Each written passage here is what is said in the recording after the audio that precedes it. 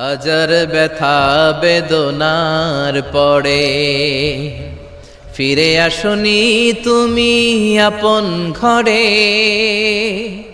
দিনের আলো তুমি ছড়িয়ে দিতে চলে গেলে মদিনায় মক্কা ছেড়ে।